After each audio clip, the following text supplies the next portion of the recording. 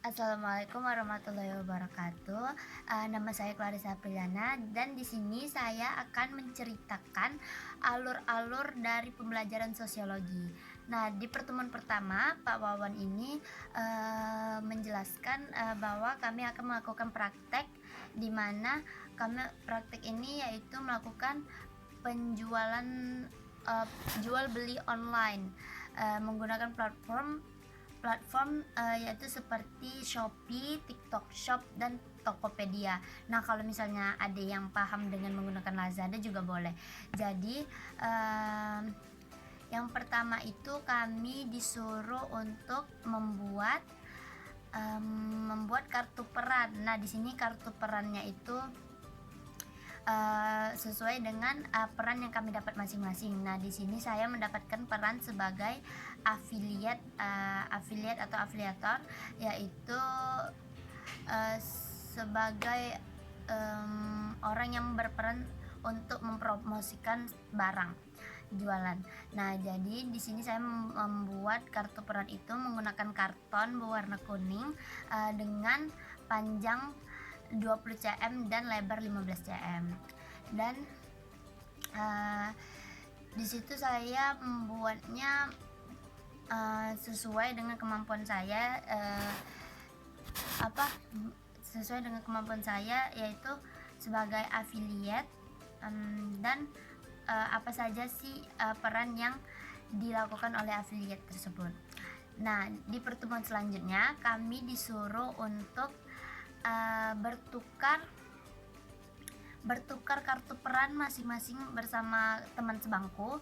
Nah, teman sebangku saya yaitu Kezia. Di sini kami bertukar kartu peran dan kami disuruh untuk memberikan 3 masukan mengenai kartu peran teman sebangku kami tersebut. Nah, di sini saya memberikan masukan kepada Kezia di video ini, di dokumentasi yang saya tunjukkan di sini. Saya memberikan 3 masukan, lalu Kezia juga memberikan 3 masukan. Nah, masukan ini kami membuat dalam bentuk video dan video ini kami upload ke dalam Google Drive. Lalu link Google Drive itu kami kirim ke WA grup sosiologi. Nah, dan untuk pertemuan selanjutnya itu pada eksplorasi konsep pada alur yang mulai dari diri itu kami mengupload kartu peran kami ke dalam LMS. Nah, yang pada alur eksplorasi konsep ini kami disuruh untuk mengupload yang link Google Drive tadi. Nah, setelah diupload lalu kami disuruh untuk kami diberikan beberapa pertanyaan, yaitu seperti masukan apa saja yang kami dapat dan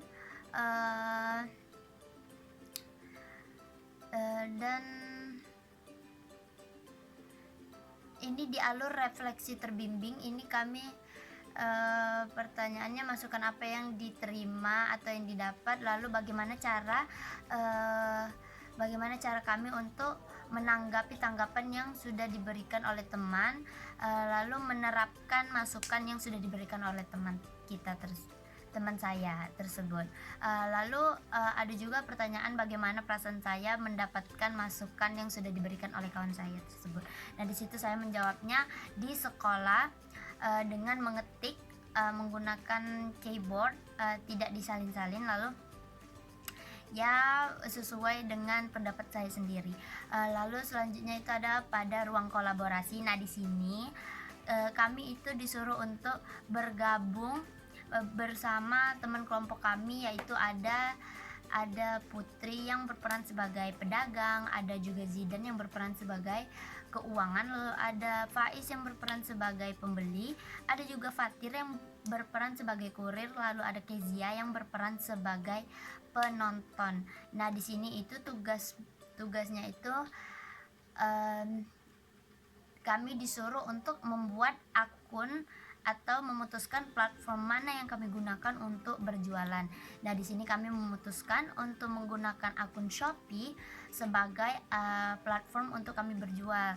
Nah, di sini saya mendokumentasikan proses bagaimana Putri membuat akun dengan menggunakan KTP-nya, mulai dari menggunakan KTP dan menentukan lokasi penjemputan barang, lalu juga memutuskan untuk menggunakan jasa pengiriman yang kami gunakan untuk mengirim barang yang sudah dipesan oleh pelanggan. Nah, di sini kami mendapatkan sedikit masalah, yaitu ketika ingin memilih jasa pengiriman yang seharusnya kami menggunakan GoSend, itu tidak bisa digunakan karena ada suatu masalah, pokoknya tidak bisa digunakan. Jadi akhirnya kami memutuskan untuk menggunakan jasa SPX Standard. Nah, di sini itu minusnya itu menggunakan SPX Standard itu ya karena SPX Standard ini memakan waktu yang cukup lama untuk pengiriman barangnya. Jadi barangnya akan sampai di pelanggan itu cukup lama. Sedangkan platform yang kami tidak bisa gunakan yaitu GoSend atau GoSend itu dia itu sampainya itu hari dimana pelanggan ini pesan. Jadi dia tidak ada estimasi waktu tibanya gitu. Jadi dia harusnya lebih bagus menggunakan GoSend, tapi di kami itu tidak bisa, makanya kami mau tidak mau menggunakan SPX Standard. Nah, lalu selanjutnya itu ada pada demonstrasi kontekstual, yaitu dimana kami menerapkan peran-peran kami masing-masing, mulai dari affiliate, penonton, pembeli, transaksi hingga pengiriman yang dilakukan oleh jasa kurir. Nah, di sini saya yang berperan sebagai affiliate. Di situ saya akhirnya membuat akun affiliate agar bisa mempromosikan dan live mempromosikan barang yang dijual oleh teman kami yang berperan sebagai pedagang. Nah, di sini kami itu menjual sebuah sampul buku. Di sini ada sampul buku dan saya pun ketika membuat akun itu sangat gampang membuat akunnya, tidak perlu repot. Tapi itu karena akunnya belum diverifikasi. Maksudnya verifikasi itu belum verifikasi KTP baik apapun, itu gunanya supaya ketika ada komisi masuk kita bisa menariknya. Ketika ingin menarik komisi, itulah kita harus memverifikasi akun tersebut. Tapi ketika tidak ingin menarik komisi, itu bisa saja dilakukan tanpa harus verifikasi. Nah, di sini saya tidak verifikasi. Lalu saya langsung saja live. Di sini saya juga dibantu oleh Putri untuk memasukkan keranjang kuning ke dalam tempat Shopee live saya. Nah, di situ saya live tidak sampai 3 menit tiba-tiba ada masalah pada akun saya, yaitu akun live saya itu tiba-tiba diblokir karena katanya Shopee itu saya melanggar peraturan yang ada di Shopee. Nah, yang pertama itu saya lihat ada pelanggaran, yaitu di mana saya itu adalah anak yang di bawah umur. Nah, di sini kenapa dibilang anak di bawah umur? Karena saya menggunakan atribut sekolah pada saat live. Jadi di situ pada saat saya live, saya itu tidak sengaja memperlihatkan lambang baju sekolah saya. Jadi dikarenakan itu mungkin akun saya di-ban. Jadi terus yang kedua itu katanya saya membahas politik, padahal itu saya tidak membahas politik. Saya hanya mempromosikan barang dagangan saya, yaitu sampul buku ini, karena di sini ada letaknya kayak Pancasila gitu. Jadi saya bilang ke penonton kayak, ini ada Pancasilanya, jadi kalian bisa untuk menghafalkan Pancasilanya. Tapi ternyata itu tidak boleh karena katanya itu melanggar peraturan Shopee, karena itu termasuk kayak ke dalam politik begitu. Nah, itulah makanya itu. Terus ada masih banyak lagi pelanggaran yang saya lakukan, tapi saya lupa. Nah, itu karena itu akun saya di-ban dengan sanksi yang sangat berat sehingga akunnya itu tidak bisa dipulihkan. Jadi terpaksa saya untuk membuat akun baru karena saya belum mengambil dokumentasi saat saya melakukan live, dan teman saya juga belum melakukan dokumentasi pada saat dia menonton live saya. Nah, jadi saya membuat akun baru lalu saya mengambil dokumentasinya. Lalu selanjutnya ada pada course elaborasi pemahaman, yaitu kami disuruh untuk mengisi pertanyaan yang ada di LMS. Nah, di sini pertanyaannya yaitu seperti peran di hari pertama, lalu sertakan dokumentasinya dan kendala apa saja yang terjadi yang seperti saya ceritakan tadi.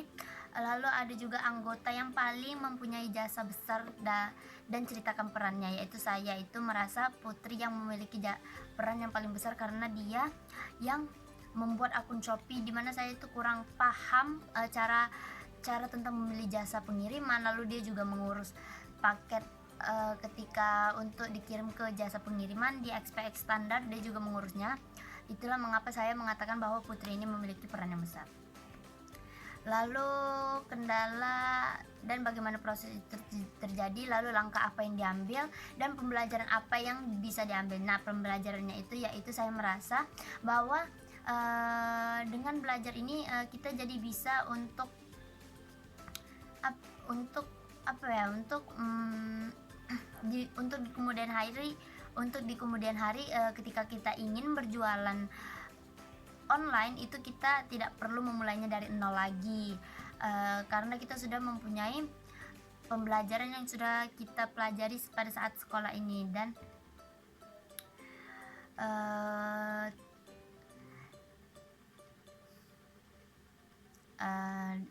Dan itu sangat-sangat bagus karena dengan pembelajaran ini kita tuh memiliki contoh nyata yang langsung dipraktekkan, bukan hanya teori yang diberikan begitu saja. Nah, itu saja cerita yang dapat saya sampaikan.